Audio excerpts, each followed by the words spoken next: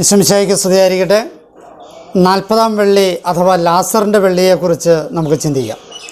പേത്തറത്തേക്ക് പിറ്റേന്ന് ആരംഭിക്കുന്ന നോമ്പ് 40 ദിവസം പിന്നിടുന്ന ആചരണ ദിനമാണ് 40-ാം വെള്ളി. ഇത് കേരള സഭയിൽ കണ്ടുവരുന്ന പൗരസ്ത്യമായ ഒരു ആചാരമാണ്. ലത്തീൻ സഭയ്ക്ക് വിഭൂതി ബുധൻ തുടങ്ങി എണ്ണിക്കഴിഞ്ഞാൽ ഇപ്രകാരം 40-ാം വെള്ളി കിട്ടില്ല. അതിൻ്റെ അർത്ഥം ഇത് പൗരസ്ത്യമാണ് എന്ന് തന്നെയാണ്. ചരിത്രം നോക്കാം. പാശ്ചാത്യ പൗരസ്ത്യ സഭകളിൽ നോമ്പ് എന്നത് മോശയുടെയും ഈശോയുടെയും 40 ദിവസത്തെ ഉപവാസ ദിനങ്ങളുടെ അനുസ്മരണം കൂടിയാണ്. സഭയിലെ ആദ്യകാല നോമ്പ് ധനഹ തിരുനാൾ മുതൽ 40 ദിവസമായിരുന്നു. തുടർന്ന് കഷ്ടാനുഭവ ആഴ്ച വേറെ നോമ്പുണ്ടാകും. അങ്ങനെ 2 തരത്തിലുള്ള നോമ്പുകളാണ് ആദ്യം ഉണ്ടായിരുന്നത്. സഭകൾ പലപ്പോഴും ഈ ശൈലി പിന്നീട് മാറ്റുകയുണ്ടായി. അങ്ങനെ മാറ്റിയിട്ടും ഈജിപ്തിലെ കോപ്റ്റിക് സഭ കുറേയേറെ കാലം ഈ രീതി തന്നെയാണ് പിന്തുടരുന്നത്. അതുപോലെ ഒരു 40 ആചരണവും അതിൻ്റെ ആഘോഷമായ സമാപനവും 40-ാം വെള്ളിയാഴ്ച നടത്തുന്ന പതിവും ചരിത്രത്തിലെപ്പോഴോ ഒരു കാലഘട്ടത്തിൽ കേരള സഭയിൽ ഉണ്ടായിരുന്നു എന്ന് വേണം അനുമാനിക്കാൻ. അതിൻ്റെ ശേഷിപ്പായിരിക്കണം ചില സ്ഥലങ്ങളിലുമുള്ള 40-ാം വെള്ളി ചടങ്ങ്. പിന്നീടാണ് ഈ 40 ദിവസത്തെ നോമ്പും അതുപോലെ തന്നെ വെള്ളിയാഴ്ചയിലെ നോമ്പും കൂടി ഒരുമിച്ച് 50 നോമ്പ് ഒന്നിച്ചെടുക്കുന്ന രീതി സഭയിലെങ്ങും പ്രചാരത്തിലായിരുന്നു. ഈശോയുടെ 40 നോമ്പിനെ അനുസ്മരിച്ച് നോമ്പ് നോറ്റ ശേഷം കഷ്ടാനുഭവ ആഴ്ചയിൽ നോമ്പിൻ്റെ മറ്റൊരു തലത്തിലേക്ക് വിശ്വാസികൾ കടക്കുകയാണ്.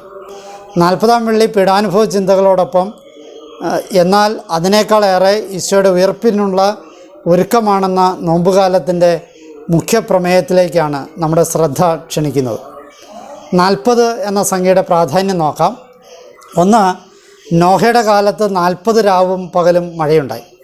2, ഇസ്രായേൽക്കാർ 40 വർഷം മന്ന ഭക്ഷിച്ച് ജീവിച്ചു. പുറപ്പാടിൻ്റെ പുസ്തകം 16-ാം അധ്യായം 35-ാം വാക്യം. 3, മോശ 40 രാവും പകലും മലമുകളിൽ ദൈവത്തോടൊപ്പമായിരുന്നു. ഉൽപ്പത്തിയുടെ പുസ്തകം 24-ാം അധ്യായം 18-ാം വാക്യം. 4, ദാവീദ് 40 വർഷം ഇസ്രായേൽക്കാരെ ഭരിച്ചു. സാമുവേലിൻ്റെ പുസ്തകം 2-ാം പുസ്തകം 5-ാം അധ്യായം 4-ാം വാക്യം. നിനവേ നിവാസികൾക്ക് അനുതപിക്കാൻ ദൈവം 40 ദിവസം കൊടുത്തു.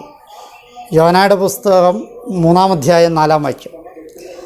6, ഉയർപ്പിന് ശേഷം യേശു 40 ദിനരാത്രങ്ങൾ ഭൂമിയിലുണ്ടായിരുന്നു.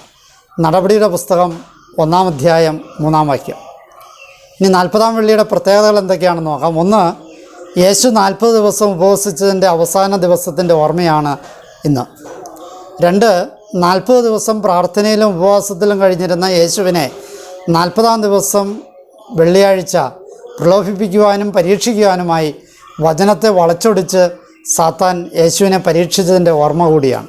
3, എല്ലാ പരീക്ഷണങ്ങളെയും അതിജീവിച്ച് യേശു സാത്താൻ്റെ മേൽ ആധിപത്യം സ്ഥാപിച്ച ദിവസത്തിൻ്റെ ഓർമ്മയാണ്.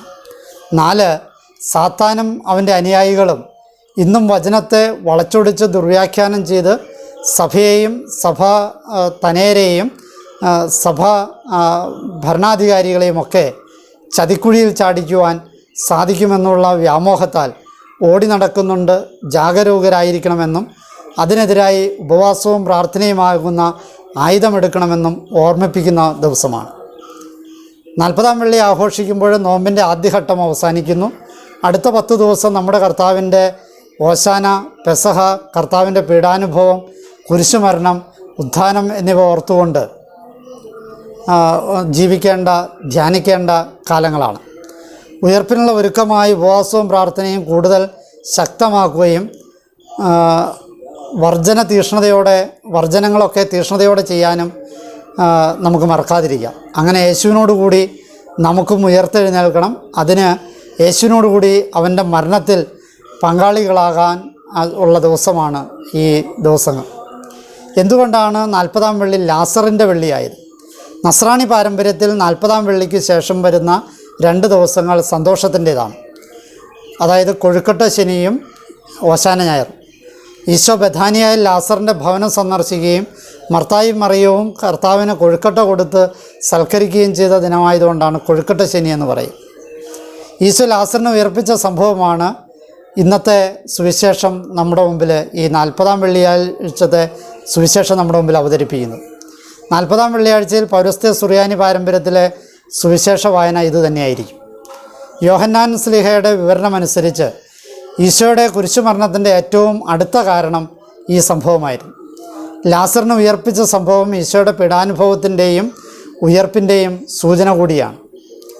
പാപത്തിന് മരിച്ച മനുഷ്യനെ ഉയർപ്പിച്ച് പാപപരിഹാരാർത്ഥം സ്വയം മരണത്തിന് വിട്ടുകൊടുക്കുന്ന കർത്താവിനെ ധ്യാനിക്കുന്ന ദിവസമായി 40-ാം വെള്ളിയെ കണക്കാക്കാം.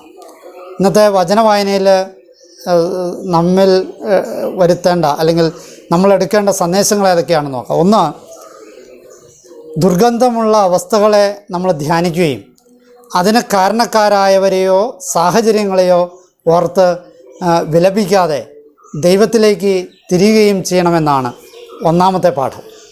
രണ്ടാമത്തെ പാഠം, വിശ്വസിച്ചാൽ ദൈവമഹത്വം ദർശിക്കുമെന്ന് യേശു പറഞ്ഞിട്ടുണ്ടെന്ന് മർത്തായെ ഓർമ്മപ്പെടുത്തുകയാണ്. 3, ലാസറിനെ പോലെ ഗുഹയിൽ നിന്നോ കല്ലറയിൽ നിന്നോ പുറത്തു വരേണ്ട കാര്യം നമ്മളെ ഓർമ്മപ്പെടുത്തുകയാണ്. ഇന്നത്തെ വചനഭാഗത്ത് മറ്റുള്ളവരുമായുള്ള ബന്ധത്തിൽ ചെയ്യേണ്ട കാര്യങ്ങൾ ഏതൊക്കെയാണെന്ന് നോക്കാം. ഒന്ന്, കല്ലെടുത്ത് മാറ്റുക. മറ്റുള്ളവരെ ഭാരപ്പെടുത്തുന്ന, ഒതുക്കുന്ന, മൂടുന്ന, മറയ്ക്കുന്ന കല്ലുകളൊക്കെ മാറ്റാനായിട്ട് നമുക്ക് കടപ്പാടുണ്ട്. 2, മറ്റുള്ളവരുടെ കൈകാലുകളുടെ കെട്ടുകൾ അഴിക്കണം. അതിനും നമ്മൾ ബാധ്യസ്ഥരാണ്. 3, മറയ്ക്കപ്പെട്ടിരിക്കുന്ന മുഖം മാറ്റണം. പലരുടെയും മുഖങ്ങൾ പല കാരണങ്ങൾ കൊണ്ട് മറയ്ക്കപ്പെട്ടിരിക്കുക. അതൊക്കെ മാറ്റാനായിട്ടുള്ള ഉത്തരവാദിത്വം നമ്മളിലാണ് ദൈവം ഫലമേൽപ്പിച്ചിട്ടുള്ളത്. ഈ അറിവുകൾ മെച്ചപ്പെട്ട ആത്മീയ ജീവിതം നയിക്കാനായിട്ട് നമ്മെ സഹായിക്കട്ടെ. ഈശോ മിശിഹായ്ക്ക് സ്തുതിയായിരിക്കട്ടെ.